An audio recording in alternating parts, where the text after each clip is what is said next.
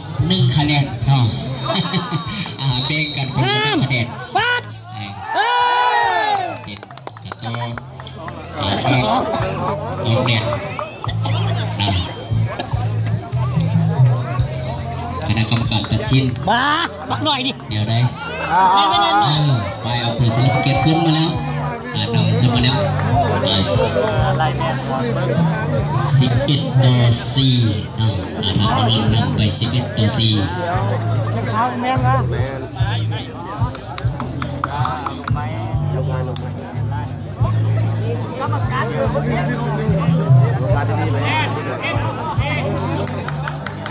การบรรดากองซุ่มกองเชียร์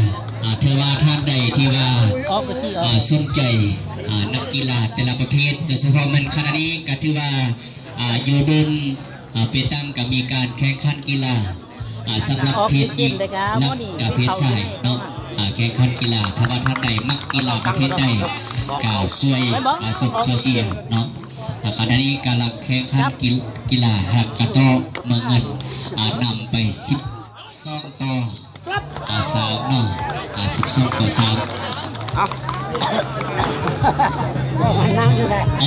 ขึ้นมาแล้วบ้านเนี่ย4ไปเอาสลิปเกียร์นำขึ้นมาปัดทิมนอกกระต่อเนาะนับไปคนนึงก็มันบ้านเรามือบ้างไว้เนอะประเภทโอ้ยโตมาเรามือมันบ้างไว้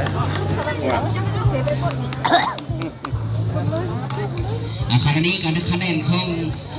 ทางฝ่ายอำเภอสลิปเกียร์ก็ถือว่านำขึ้นมา5 ต่อ 12เนาะขอจะตีกันอยู่ในระดับ2อีกเขาเอากระต่อใดนะอย่าเขาเตะใส่ได้อย่าพ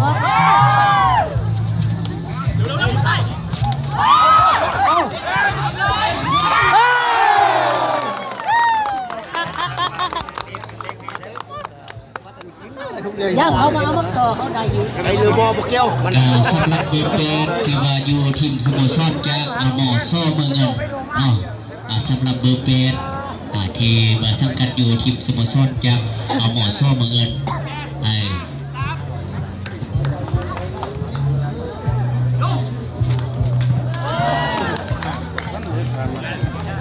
ขณะนี้ก็ถือว่าคะแนนทางฝ่ายอำเภอสลิปเกียรติได้5 ต่อ 14เนาะ5 ต่อ 14เมืองเงินได้14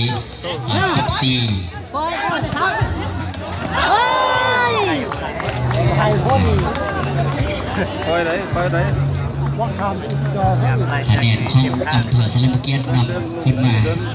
เนาะเป็น6 ต่อ 14เนาะเป็น6 ต่อ 14จำเลย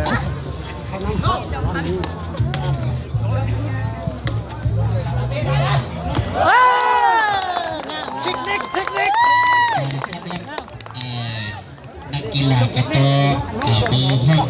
ข้อเงิน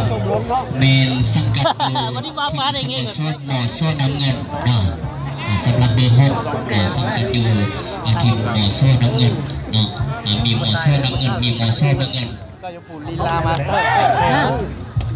ขณะนี้ก็ถือว่าการแข่งขันก็มีบรรยากาศขอเสียงตบมือเลยเด้อดังๆให้อำเภอสลิปเกียรติถือว่าทำเต็มขึ้นมาได้7 ต่อ 15เนาะไทยอำเภอสลิปเกียรติได้7ทางเงินได้15เนาะ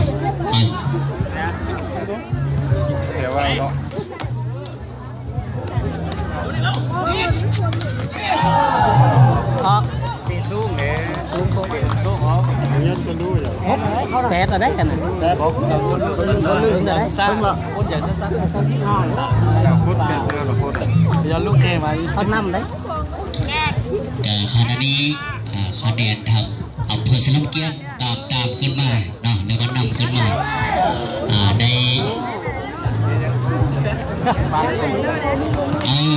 9 คะแนนเนาะ9 คะแนนต่อ 15ทางฝ่ายเมืองเงินได้15ทางอำเภอสลิปเกียรติได้9 คะแนน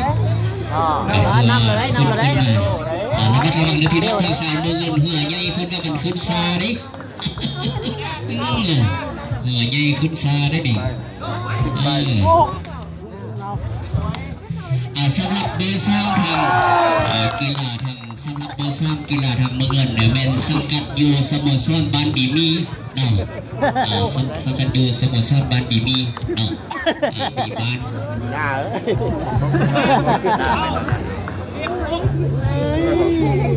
หน้านี่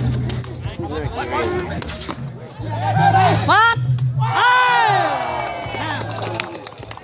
บอกฟาดบอกฟาดเดือดทีนี้ก็คือว่าคะแนนทางเมืองเงินเนาะข้อเวลาทางดอกน้อยนึงเนาะ